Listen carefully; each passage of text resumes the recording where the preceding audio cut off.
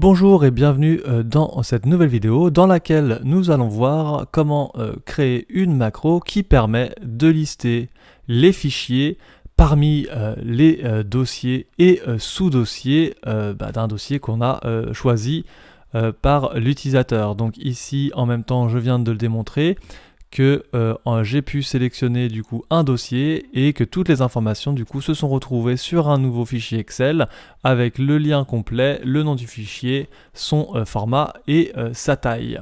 Alors pour réussir à avoir tout ça, on a donc besoin de notre macro ici qu'on a appelé lister fichier. C'est donc un code qui va nous permettre de lister l'ensemble des fichiers d'un dossier et des sous-dossiers. Peu importe le nombre de sous-dossiers que nous avons dans ce dossier de base. Donc c'est une macro qui va en fait fonctionner en deux parties.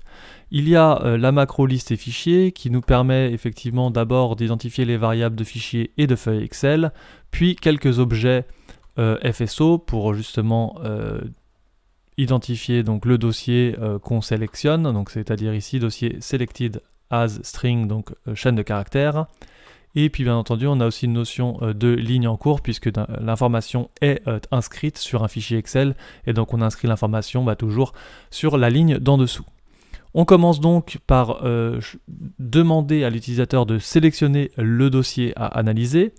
Pour ce faire, on utilise donc cette variable dossier selected, mais surtout on utilise une fonction qui s'appelle choix dossier chemin. C'est cette fonction-là pour laquelle j'ai déjà fait une vidéo, donc n'hésitez pas à vous y référer si vous en avez besoin. Ensuite, on crée donc le nouveau fichier Excel, tout simplement pour mettre toutes les informations dedans. Donc on utilise le classique application.workbooks.add pour ouvrir un fichier Excel vide et on définit du coup notre première feuille comme la feuille sur laquelle nous allons mettre les informations. Bien entendu ici si on a un fichier Excel déjà existant dans lequel nous voulons ajouter ces informations là, il suffit de remplacer cette fonction application.workbooks.add par ce dont vous avez besoin.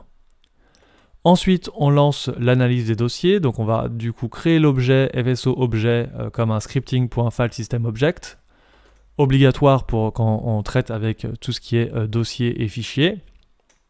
Et ensuite, nous allons donc appeler une autre macro qui s'appelle lister fichier sous dossier, avec trois paramètres, si je ne me trompe pas. On a donc le paramètre qui nous permet d'identifier le dossier sélectionné, le paramètre de la variable de la feuille Excel sur laquelle nous allons renseigner les informations et la ligne en cours, bien entendu aussi, sur laquelle du coup nous allons effectivement mettre les informations ligne par ligne. Il est important ici du coup de savoir que cette deuxième fonction va être en fait quelque chose qu'on va rappeler à chaque fois qu'il y a des sous-dossiers. Donc c'est pour ça que ces trois paramètres sont extrêmement importants. Il faut que ces paramètres restent toujours les mêmes. Donc FSO folder as object, les paramètres de cette macro, WSCopy as worksheet et row en cours as long.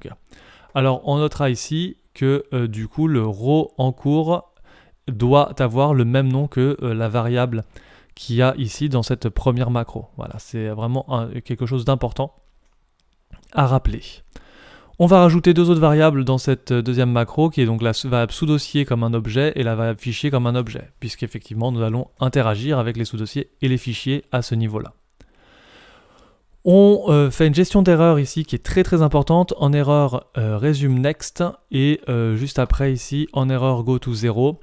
Ces deux gestions d'erreur permettent de gérer tout ce qui est erreur 70 permission denied.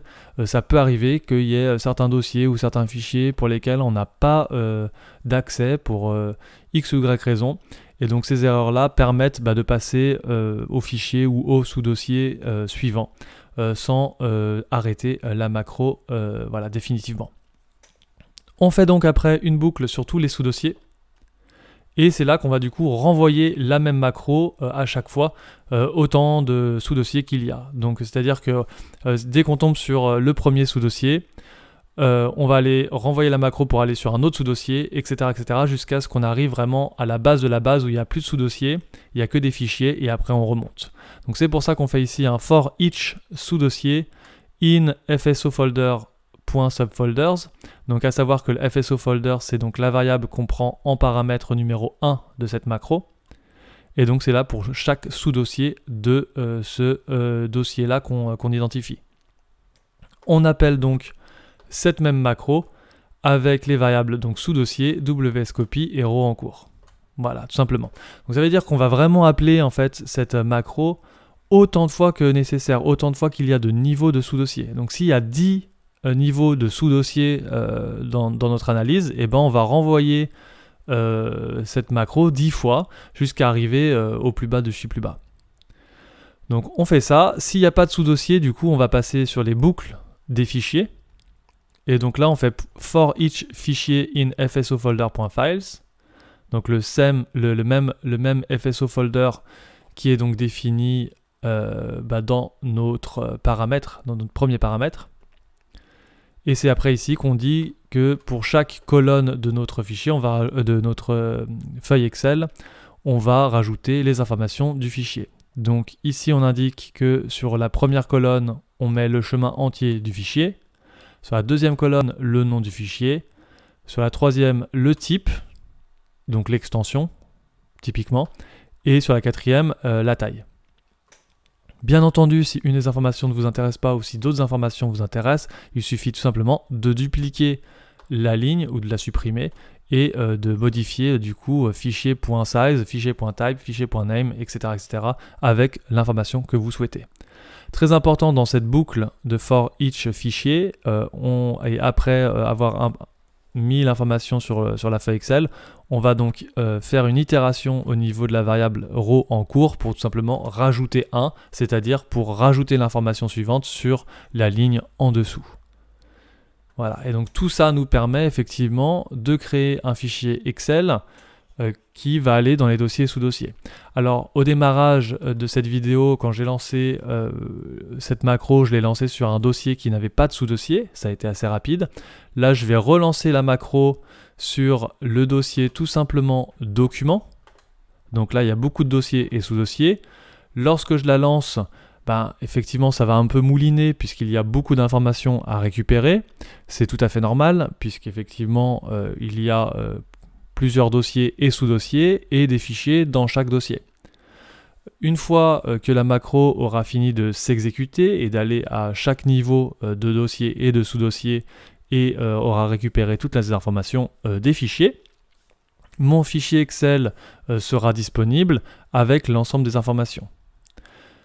Je le rappelle, on peut changer la manière dont c'est fait, c'est-à-dire que là pour l'instant, lorsque je lance la macro, tout se répercute sur un nouveau fichier, donc un fichier Excel qui était vide à la base et qui n'existait pas, qui n'est d'ailleurs même pas enregistré, mais on peut aller modifier les variables et utiliser donc un fichier Excel déjà existant. Là on peut donc constater effectivement qu'en passant très rapidement, on voit bien que la macro est allée dans tous les dossiers et les sous-dossiers, puisqu'on voit qu'il y a différents niveaux ici sur les dossiers et sous-dossiers, dans le chemin complet. Donc c'est bien que tout a fonctionné, hein. Ici par exemple on voit bien Adobe Premiere, on voit mon profil, le layout, après un autre sous-dossier Settings, qui a donc des autres sous-dossiers, Essential Sound, Default, Ambiance, etc. Donc on voit bien que la macro est allée à tous les étages et aller récupérer toutes les informations. Là ici, donc on a tout simplement un fichier qui est quand même assez long, puisque du coup j'ai tous mes dossiers et sous-dossiers. Là j'ai plus de 5000 lignes, voilà, 5474. Donc voilà, donc c'est du coup que ça marche très bien. On a bien toutes les informations comme définies dans la macro, hein, le chemin entier, le nom du fichier, l'extension et la taille du fichier. Donc voilà pour cette macro. Alors je le rappelle, hein, les choses essentielles, c'est qu'on est obligé ici avec cette méthode-là, puisqu'il y a d'autres méthodes, hein, mais avec cette méthode-là, on est obligé d'avoir deux macros. Une première macro qui va nous permettre d'identifier le dossier de base sur lequel on veut faire l'analyse et qui permet donc de lancer l'analyse après avoir créé l'objet scripting.filesystemObject. Et donc c'est cette deuxième macro liste et fichiers sous dossier qui permet après d'aller à tous les niveaux des dossiers et sous-dossiers pour aller récupérer l'information des fichiers. Voilà, n'hésitez pas à laisser vos questions en commentaire et à très vite.